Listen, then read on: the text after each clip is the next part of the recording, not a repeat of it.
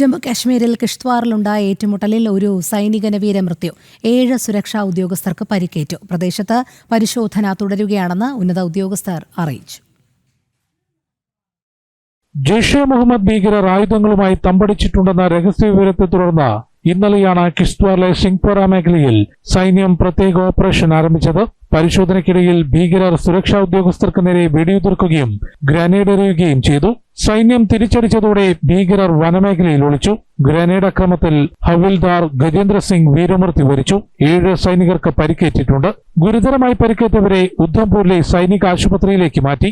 AK-47 തോക്കും grenade ഉൾപ്പെടെ വൻ ആയുധശേഖരവുമായി ഭീകരരുടെ 2 സംഘങ്ങൾ വനമേഖലയിൽ ഒളിച്ചിരിക്കുന്നുണ്ടെന്നാണ് നിഗമനം. പ്രദേശത്തേക്ക് കൂടുതൽ സേനാവിന്യാസം നടത്തി പരിശോധന തുടരുകയാണ്. ജനം, ഡൽഹി.